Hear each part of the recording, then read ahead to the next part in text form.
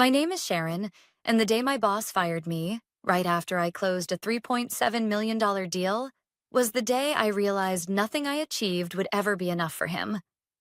It happened on a Thursday afternoon, inside a glass-walled conference room that still smelled like the champagne our client brought to celebrate the contract. I had spent 6 months negotiating that deal. 6 months of travel, late nights, strategy calls, and convincing a hesitant European investor to choose us instead of two competing firms. The ink on the contract was barely dry when I walked out of the room, my hands still slightly shaking from relief. I'd done it. I'd just secured the largest deal our department had landed in 2 years. But before I could even sit down, my boss, Mr. Fenton, appeared in my doorway with the tight smile he reserved for moments when he wanted to disguise cruelty as professionalism. "Sharon," he said. "Conference room. Now." His tone made my stomach drop. I followed him back in, expecting maybe a reprimand for bypassing one of his unnecessary approval steps. Instead, he closed the door, folded his arms, and stared like he'd been waiting for this moment. "I'm letting you go," he said. I blinked. "What?" "We just signed the Fontaine deal. The board—" He cut me off with a dismissive flick of his hand. "That's irrelevant, Sharon." He paused, correcting himself.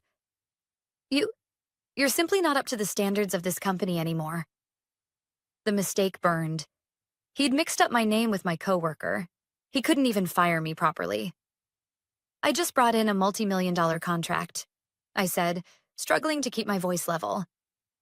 "How can I possibly be below standards?" He shrugged as if he'd been waiting to deliver this line. "You're unpredictable, emotional, difficult to manage, a liability. Numbers aren't everything, Sharon." A liability. That was the word that stuck. I realized then that it didn't matter what I accomplished. In his eyes, I had always been the intern who spoke up too much at meetings, the analyst who challenged inefficient strategies, the woman who pushed for innovation instead of blindly following outdated procedures. He didn't want someone competent. He wanted someone obedient. And I'd never been that. So I stood there while he slid a termination packet across the table as casually as if he were handing me a lunch menu. "You'll be escorted out," he said. "HR is waiting." Escorted. Like I was a threat. I didn't argue. I didn't yell. I simply nodded, gathered my things, and walked past the coworkers who avoided eye contact because they were grateful it wasn't them. Outside, the winter wind hit me hard. I remember standing on the sidewalk, holding the plant from my desk and the award I'd won only 3 months earlier, thinking, he'll never see my worth. And in that moment, something in me hardened. Not out of spite, but out of clarity. If that company saw me as a failure, then I would build a life where they couldn't define my value again. I spent the next few months quietly rebuilding. I did consulting work for mid-size firms, using the same negotiation skills Fenton always claimed were too aggressive. Except, outside his office, those skills were an asset. Within 6 months, I had a stable client base. Within 9, I had founded my own boutique advisory agency, working with educational nonprofits and sustainable tech companies, the kind of organizations I had always wished my old firm supported. I didn't hear from anyone at my old company. Not Fenton, not HR, not the team I'd carried for years. It was like I'd never existed. Until exactly 1 year later. I was in Chicago preparing for a keynote speech at an annual conference on corporate innovation. I had been selected to receive a national award recognizing contributions to sustainable business strategy, an award funded every year by a private donor who remained anonymous. I didn't think much about who funded it. Awards have donors, that's normal. But the night I walked into that ballroom wearing a navy dress I'd bought with my first consultant paycheck, I heard the announcement, "This year's $2 million research and development grant has been funded by a special contributor, Fenton Industries, my old employer, my old boss's company. The same man who fired me for being a failure." At first, I thought it was a coincidence. No way he knew I would be the honoree. No way he even remembered my name. But then, while the audience applauded, something unexpected happened. Mr. Fenton himself stood up from a VIP table, looked directly at me, and walked out of the ballroom. No expression, no congratulations, just disgust. As if funding the award, without knowing I'd receive it, was the final insult of his career. And that was the moment I knew. This story wasn't over. Not even close. The moment Mr. Fenton walked out of the ballroom, something in me snapped into focus. I'd expected shock, maybe discomfort. But not that.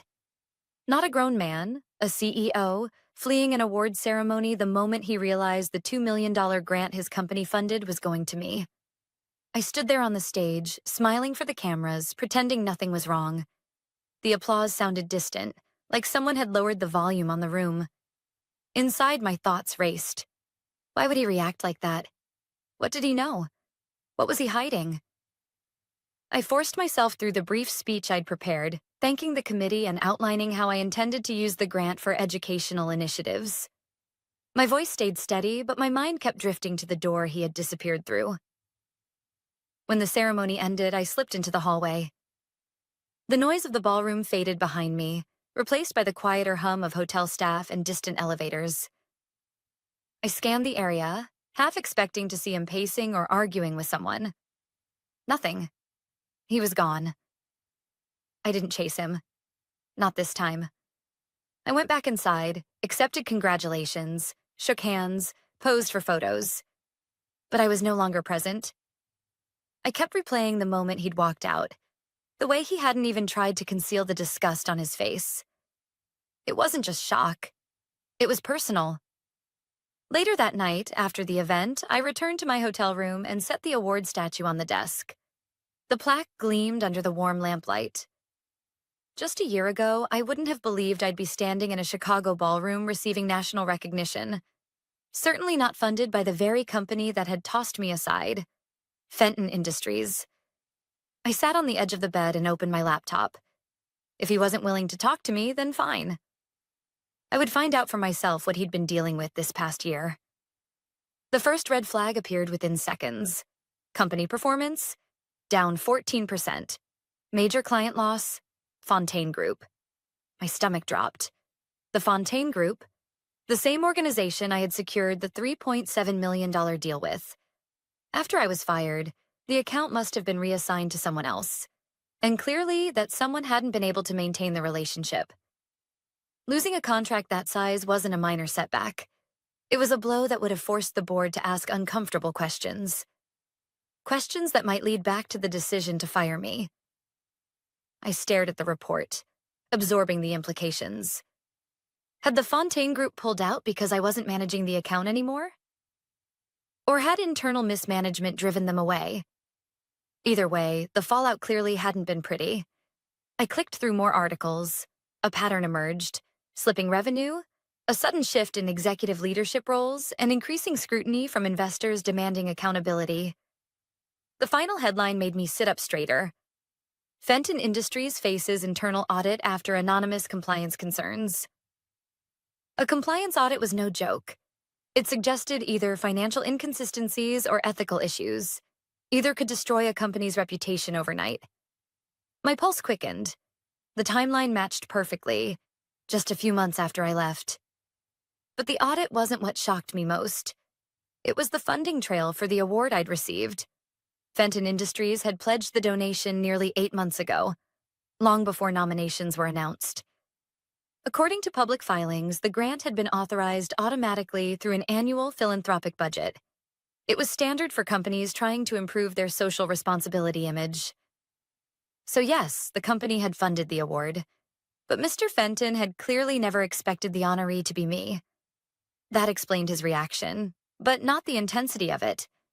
Something deeper was at play. The next morning, I flew back to Boston. During the flight, I replayed a detail from the ceremony that hadn't struck me until now. When my name was first announced, several attendees at the VIP table, executives from various industries, looked startled, not impressed. Startled. As if they knew something about Fenton Industries. As if they knew something about me. I spent the weekend reviewing everything I could find.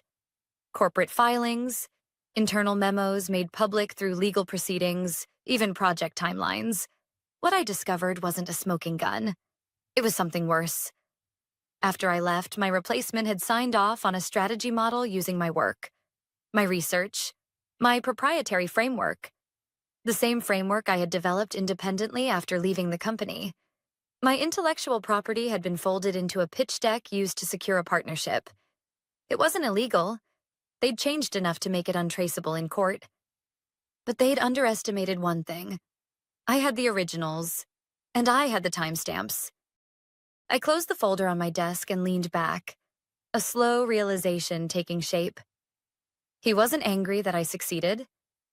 He was angry because my success threatened to expose something he'd been hiding. Something buried deep inside Fenton Industries. And for the first time since the night I was fired, I understood. I was no longer the liability. I was the danger.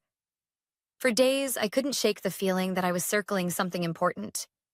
Something buried deeper than a lost client or misused research. The documents I'd uncovered showed sloppy strategy decisions, inconsistent reporting, and a sudden decline in project oversight. But those were symptoms. Something else had infected Fenton Industries long before I walked away. I just hadn't realized how deep the rot went. The turning point came the following Tuesday, when I received an unexpected email from an address I didn't recognize. The subject line was simple. "We need to talk. It's about Fenton." At first, I assumed it was spam, but the sender's name made my stomach flip. Lena Morales, my replacement. We had never met. She'd been hired a week after I was fired, but I remembered hearing her name whispered around industry circles months later. Sharp, ambitious, well-connected. The kind of professional Fenton loved. Polished on paper and unlikely to challenge him. I hesitated, then opened the message. "Sharon, I know you don't know me, but I've been following your work and your recent award. Congratulations, truly. I'm reaching out because something is wrong here. Really wrong. And I think you already know some of it. If you're willing, I'd like to meet. Somewhere private." Lena. My first reaction was suspicion. My second was curiosity. If Fenton wasn't talking, perhaps the woman who replaced me finally understood the trap she had walked into. We agreed to meet at a small cafe halfway between our cities. Neutral territory. I arrived 10 minutes early, nerves buzzing with unfiltered anticipation. When Lena walked in, I instantly recognized her from LinkedIn. Poised, smartly dressed, confident. Except today, her confidence looked cracked. "Thank you for coming," she said, sitting across from me. "I didn't know who else to contact." "What's going on?" I asked. She exhaled slowly. "I made a mistake coming to Fenton Industries. A big one." I leaned forward. Define mistake. Her fingers tightened around her coffee cup. "I was brought in to manage accounts you previously handled. At first, everything seemed fine. But I started noticing inconsistencies. Financial projections that didn't match client data, internal memos contradicting official reports, compliance flags being dismissed without review. That aligned with what I'd already seen, but she wasn't telling me anything new. Yet. "And the Fontaine Group?" I pressed. "Why did they pull out?" "That's the thing," she whispered. "They didn't pull out. We did." I froze. "What?" "I wasn't told at the time, but I found the file last month. Fenton terminated the contract intentionally." I stared at her, unable to process what she'd just said. Terminated it? A $3.7 million deal? No company cuts off its own revenue unless the risk outweighs the reward. "What risk?" I asked sharply. Lena swallowed. "The strategies used in the Fontaine pitch, your strategies, were too effective, too innovative. The projections showed that if those systems were implemented across their operations, Fontaine would eventually outpace Fenton Industries in market influence." It hit me all at once. Fenton hadn't wanted brilliance. He'd wanted control. He hadn't fired me because I was incompetent. He'd fired me because he saw the potential threat of someone who could outperform him. But Lena wasn't finished. "That's not the worst part," she said. "Your framework? The original version you created before you left? I've seen pieces of it copied into internal documents, not just pitch decks, compliance reports, sustainability audits, even investor packets. They've been using it everywhere. My pulse kicked up. That's impossible. They didn't have access to my updated research. She nodded. Exactly. Which means someone inside has been patching together older versions of your work and presenting it as internal development. It's being treated as proprietary. The anger that surged through me was nothing like the hurt I'd felt the day I was fired. This was cleaner, sharper. A violation, not an insult. I forced myself to breathe. Why are you telling me all this now? She looked away, ashamed. Because last week, compliance finally came knocking. They requested files I'd never even seen. Internal auditing is underway, and from what I've heard, they're looking for someone to blame. Someone expendable. Someone like me. 1 year ago. Or like her. Right now. You think they'll pin it on you? I said quietly. Yes, she whispered. But the truth is, this started long before I came. And I think you're the only person who understands the full picture. I didn't respond right away. I stared at her. This woman who had unknowingly stepped into the chaos I'd left behind. And for the first time, I saw exactly how my revenge would begin. Not with anger, but with precision. Lena, I said finally, I'm going to help you. But you need to do exactly what I tell you. Her eyes widened. You have a plan? I nodded, feeling the strategy lock into place. Oh yes, I said. And it starts with Fenton learning that he fired the wrong woman. Over the next week, Lena and I spoke privately almost every evening. She sent me documents, internal emails, audit requests, nothing illegal to share, only items she already had access to as part of her role. I analyzed everything carefully, not to expose the company yet, but to understand exactly what we were dealing with. The deeper we went, the clearer it became. Fenton hadn't just mismanaged his department. He had built an entire system around avoidance, dodging accountability, redirecting credit, manipulating audits, and silencing anyone who challenged him. I had never realized how much of his authority came from intimidation rather than competence. But now, for the first time, he was cornered, and he knew it. The internal audit had already uncovered irregularities, though nothing catastrophic yet. The company board was demanding extensive documentation for the last 12 months. That gave us a window, small but enough to place pressure exactly where it belonged. My goal wasn't to destroy Fenton Industries. It was to expose the truth, that the person he'd fired for being below standards had been carrying the department for years, and that without my work, his entire operation had begun to unravel. The first step was simple. Lena, I said during our call, I need you to request clarification on every strategy document tied to the Fontaine account. She hesitated. Won't that make me look like I don't understand my own files? No, I replied. It will make you look thorough, and it forces the audit team to examine the timeline. Once they see the gaps, the inconsistencies in authorship, and where the strategy originally came from, they'll realize the foundation wasn't built by you, or by Fenton. She nodded slowly. And when they ask who created the original version, they'll find my name, I said, because it's on every time-stamped file I drafted before I left. It wasn't revenge. It was accuracy. And accuracy was something Fenton had avoided for years. 2 days later, Lena followed through. She sent a detailed inquiry to the auditing team, copying 3 executives and the head of compliance. Her email was professional, neutral, and carefully worded. Within hours, she received a reply from compliance asking for all earlier versions of the strategy, versions she didn't have. That was exactly what we needed, because the only earlier versions existed on the shared drive from before I was fired. And those files contained my name. The following morning, Lena messaged me. They pulled the earliest drafts. Your signature is all over them. Fenton is panicking. I almost felt sorry for him. Almost. Later that afternoon, I received a call from a number I didn't recognize.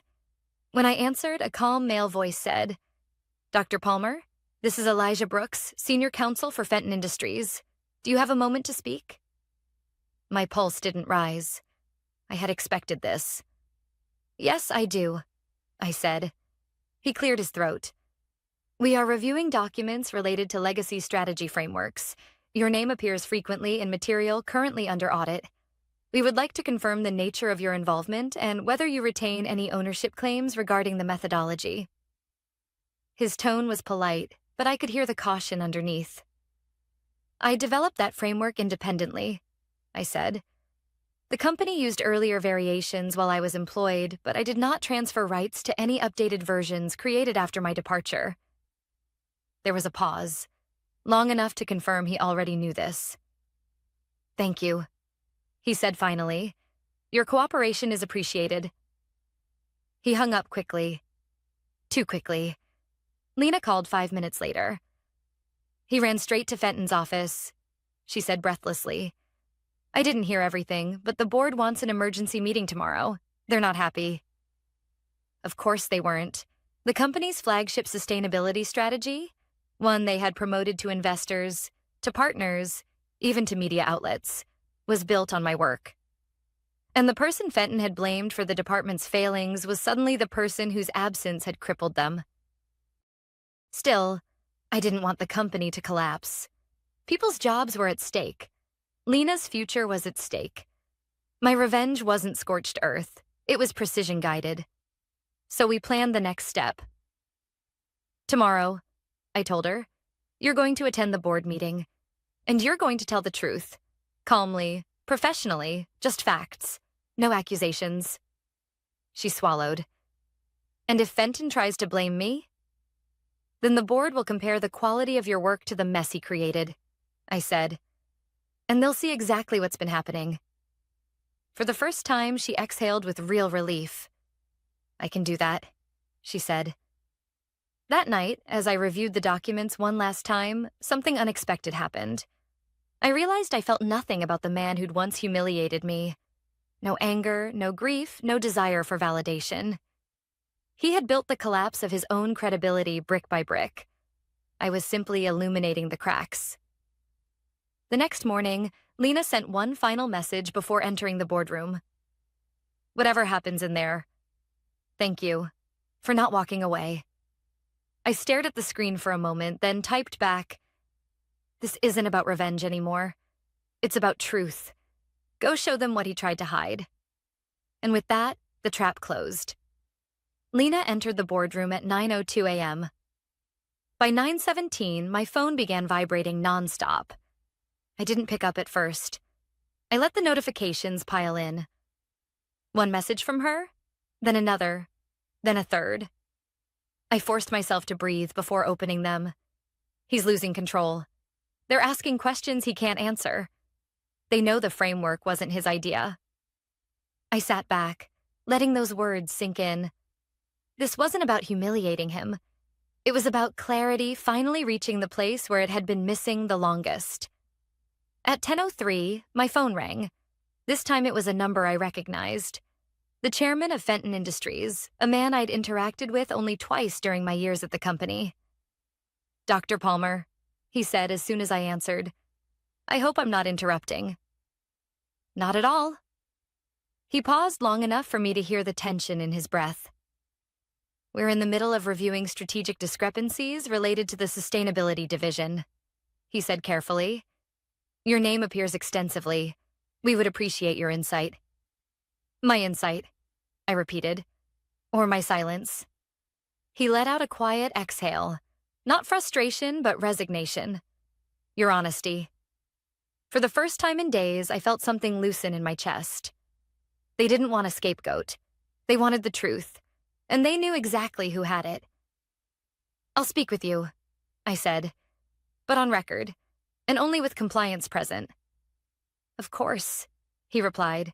"In fact, we would prefer it." He scheduled a remote session for the early afternoon. Until then, all I could do was wait. At 1:03 p.m., the video conference began.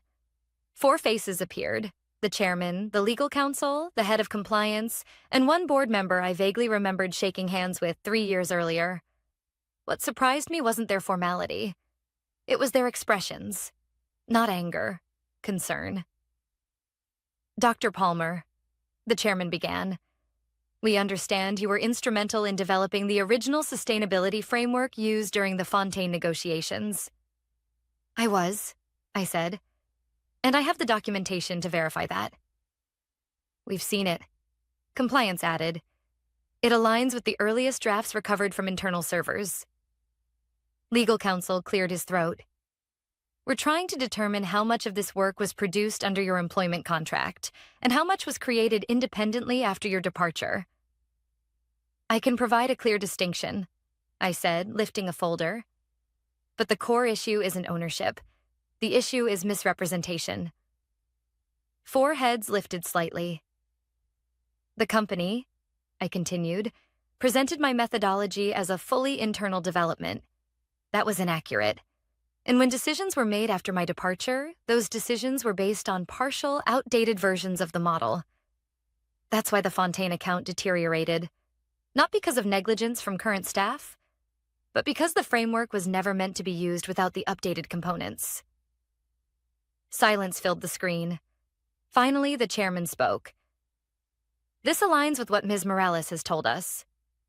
Lena, telling the truth even when it placed her under scrutiny. It was more courage than I'd ever seen inside that building. The legal counsel looked uneasy. Dr. Palmer, we need to ask directly. Do you intend to pursue action against the company for the use of your intellectual property? A year ago, I might have. Not for revenge, but for dignity. But now? I didn't need anything from them. They had already handed me the one thing I never got while working there. Acknowledgement. No, I said. I want nothing from Fenton Industries. I simply want the record corrected, and I expect Ms. Morales to be cleared of responsibility. Compliance nodded immediately. She will be. And, I added, I want assurance that the board understands the truth about why the sustainability division failed after my departure. The chairman leaned forward. We do, he said, very clearly. He dismissed the meeting shortly after, thanking me for my professionalism. But the final blow didn't come from the board, or compliance, or legal counsel. It came an hour later in the form of an email. Subject: Leadership Transition Announcement. The message was brief. Effective immediately, Andrew Fenton has resigned from his position as CEO of Fenton Industries. An interim leadership team has been appointed as the board continues its audit and restructuring process. No theatrics. No excuses. Just the quiet end of a man who had built his authority on intimidation and watched it evaporate the moment facts replaced fear. I didn't celebrate. There was no satisfaction in watching someone fall, but there was closure. Later that evening, Lena called me. They removed him from the building, she whispered. Security escorted him out the same way he once escorted you. Her voice was soft, not triumphant, not malicious, just relieved. What will you do now? I asked. Stay, she said, and rebuild the department the right way. I smiled. Good. They'll need someone competent. And you? She asked. I already built what I needed, I said, and I'm exactly where I'm meant to be. When I hung up, the quiet in my home felt different. Not empty, not heavy, just free. The man who once called me a failure had funded the award that elevated my career, and the system he used to belittle me had finally crumbled under the weight of the truth. I didn't ruin him. He did that himself. All I did was stop cleaning up his mess,